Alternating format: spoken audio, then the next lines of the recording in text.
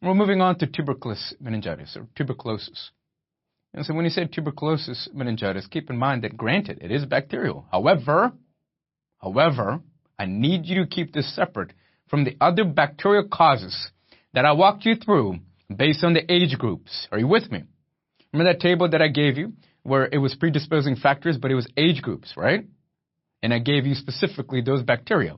You'll notice that in that second column, that there was no tuberculosis there because you're keeping it separate. You do that for me clinically, you'll be in good shape. Now, the onset here will be insidious. Your typical symptoms that you would expect, photophobia, headaches, so on and so forth. And here, it causes please focus on, basilar meningitis.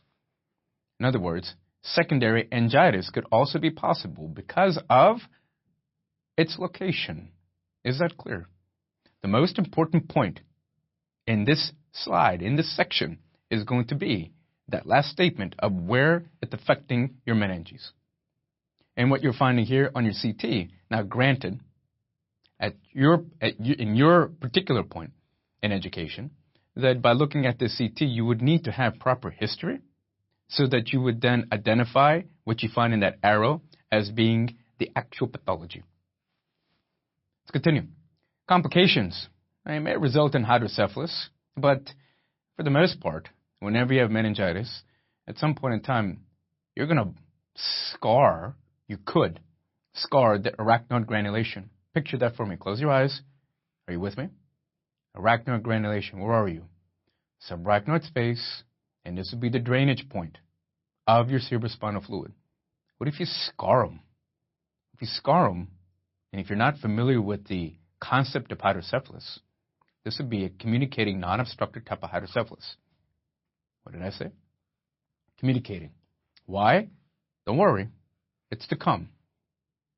And it's non-obstructive. Why? Also, an explanation that I'll give to you when the time is right. Stroke. What happened here?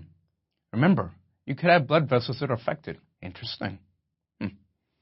And with stroke, what does that mean to you? It means that there was a lack of blood supply to whatever part of the brain. So if you know for a fact that tuberculosis or tuberculous meningitis could affect the basal part of your brain, and it could then affect adjacent and result in meningitis, specifically causing obliterative end arteritis. What does that mean to you? It means obliteration of the end artery to that particular tissue or organ. Uh-oh, this time I have the end organ is your brain. You got a stroke. Clear. Here we're going to evaluate the cerebrospinal fluid for tuberculosis or tuberculous meningitis. Keep this separate from all the others because the findings here are going to be a little bit different. Here, predominantly, your WBC would be lymphocytes. When else would you find lymphocyte, perhaps? Viruses. Interesting. So you'll find tuberculosis being a mix between bacterial and viruses. Do that for me. You'll be in good shape. In bacterial, what kind of WBC would you expect to find? Good. Neutrophil. RBCs. None. When did we see RBCs in cerebrospinal fluid? Oh, yeah. Encephalitis or maybe brain abscesses. I mean to say parenchyma involvement. Look at this. Glucose. Concept. This is mycobacteria. There you go. So what is it going to do with glucose? Consume it. Interesting. So I told you with tuberculous meningitis, it's a hybrid in terms of CSF findings between your viruses with lymphocytes, bacterial with neutrophils. Here with tuberculosis, you find lymphocytes. Bacterial, glucose, you expect that to be decreased, as you see here. In viruses, glucose would be relatively normal. Protein on the higher side. And that's pretty much seen with any type of meningitis, but particularly higher with bacterial, and here we have tuberculosis. Are we clear? So in order for you to understand this slide, I would recommend that you understand your findings for bacterial viral meningitis first, and then take a look at your CSF findings for tuberculosis. Let's continue. Let's take a look at management of tuberculous meningitis.